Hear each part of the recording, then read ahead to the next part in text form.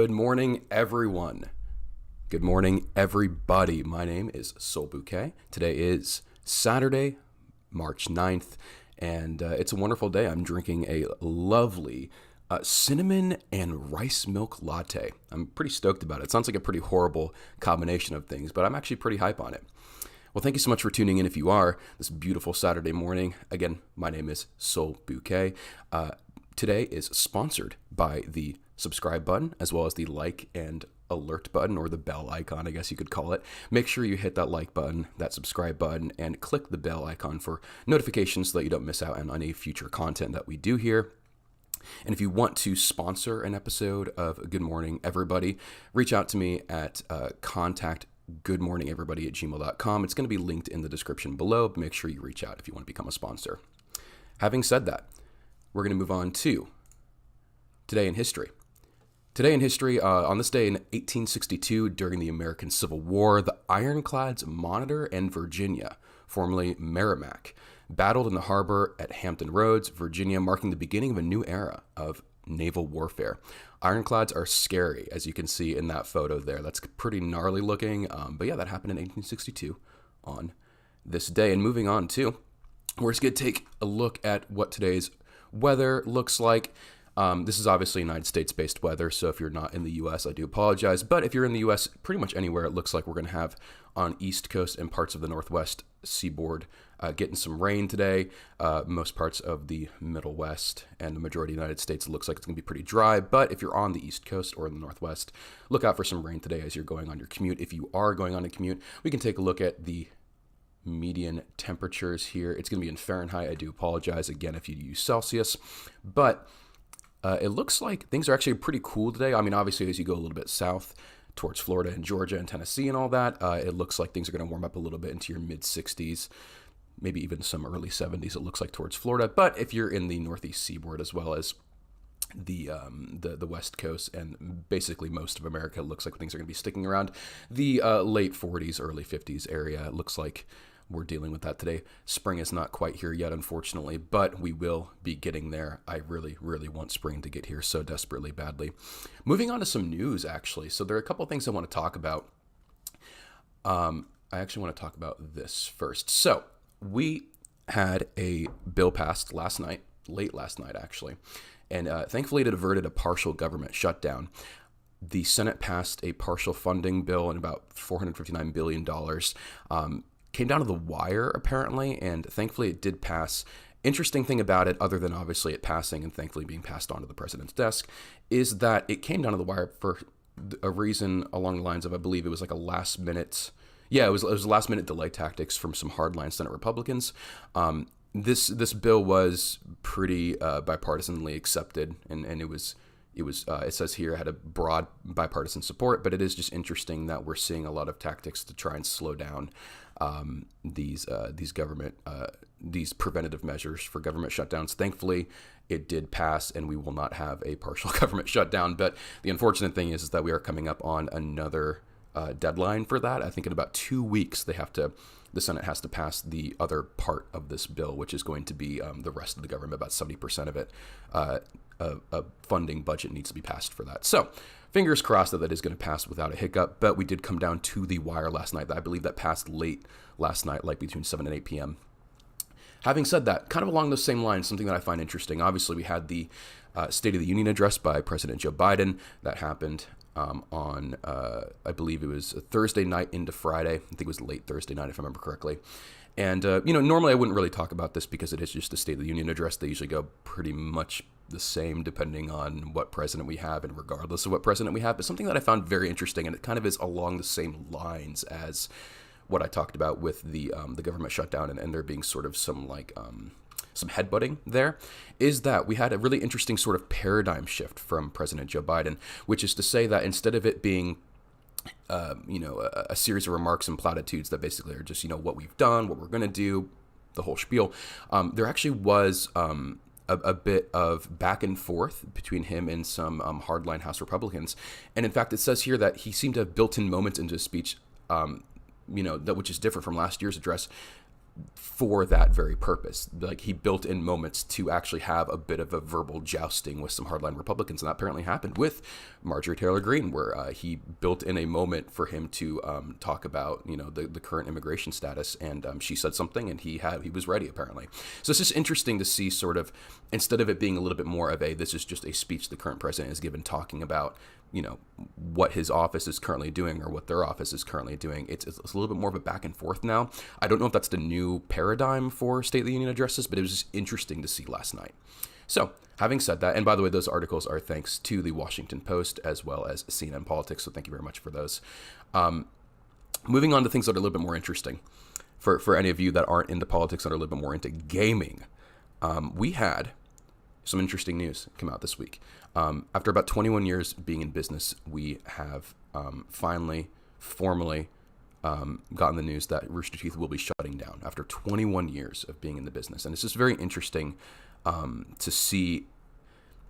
This is obviously going to be a little bit more op-edy for me, because instead of it just being like, this is what happened, I've been a longtime Rooster Teeth fan. It's something that I'm very, very passionate about. I've always been an avid viewer, as well as just someone who has had a pretty big stake in internet culture. And so seeing this happen, there's a lot of mixed feelings, and it's not just with me, it's with pretty much everybody, it seems like. There have been a lot of opinions online, and I'm sure that you guys are tired of hearing about those opinions, and especially as they get to be a little bit more intense on one side or the other, it can be a little bit exhausting. Here's all I'll say about it. What I have written in my notes is it just says Rooster Teeth crossing the finish line with style.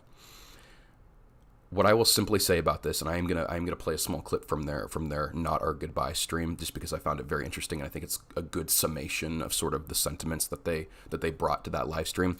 What I will say about it is that we have a company here that, for better or for worse, was extremely forward-facing and honest with its audience, and I think that because of that, it was very unique. Normally,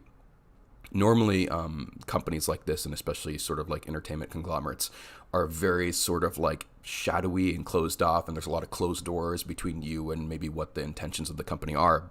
And for as much as obviously the final nail in the proverbial coffin came from one of those sort of closed off rooms, i.e. the larger sort of conglomerate, even though that did happen and that was sort of the final death stroke, you still had the actual company itself, the general manager himself, being extremely open, very honest, and kind of creating a dialogue between the company on the whole and the audience that it has supported and given content to this entire time.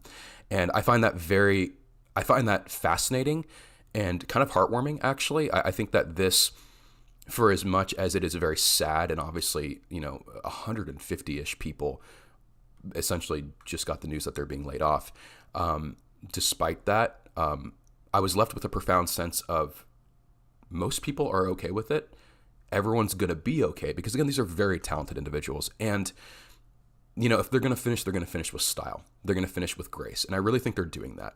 And I just wanted to play a very small clip from the live stream that I think really sums up sort of the sentiments here. Let me see if I can get this to work properly. That'd be great. So I'll get on my soapbox. Here's what you can do for us. If there are people who are hating on us, that's okay. You know, everybody doesn't have to like everything, but just remind them that the people that they do like, they need to support. They need to support by being patrons of them. They can't assume that watching a video or listening to download of a podcast is going to allow those people to continue doing what they're doing. The nature of the social media space right now is such that if you are not supporting people directly, they cannot continue to do what you do. So dislike us, that's fine. Don't watch us, that's fine. But remind those people, if they're not supporting the people they like, those people aren't going to be there tomorrow. Yeah, so I think that's kind of the whole thing in a nutshell, really, right there. It's obviously a very sad thing to see, but, you know, the whole reason for this is obviously, you know, Warner Brothers sort of took a very honest look at everything, and they saw that the company on the whole wasn't doing what they needed it to, and it wasn't, the most parts of the company I don't think were profitable in the way that they wanted to see that. And that is because of sort of the shift in the industry. And I think that having Jordan Levin, be very honest about that, both in the press release as well as this goodbye live stream, and just sort of re-emphasizing that these people are going to go on, they're going to do their own things, and unless you're directly supporting them, then they're not going to make it. I think it is not only really good to see from a viewer standpoint because they are being so honest with themselves and with us, but I think it also bodes very well for those creators going forward, because again, they're extremely cognizant of that sort of paradigm shift in the entertainment industry, and they're taking it in stride, and they're going, okay, this was good. This was objectively a very good thing we did for over 20 years. Now we have to move on and do something in a little bit of a different vein, but we're going to keep making things. And so I think that they're finishing with style, and that's simply what I wrote there, because it's very important to me, and I think they're going to be great, and I'm really excited to see what they do in the future. Having said that, we are going to move on to some of my favorite parts of this show, which is an artist highlight. This submission comes from Pink Elephant, who's actually my wife, and she drew this. It's actually, I believe it is Ezra Miller, I believe, and it was a look that they wore to the Met Gala a couple years ago, and it's just a beautiful piece, and this was sent in to us, so thank you very much, Pink Elephant, for that. I think it's a wonderful little piece of art that you made. Today, the Small Creator Club is actually the Review Dudes, and the Review Dudes are found on YouTube.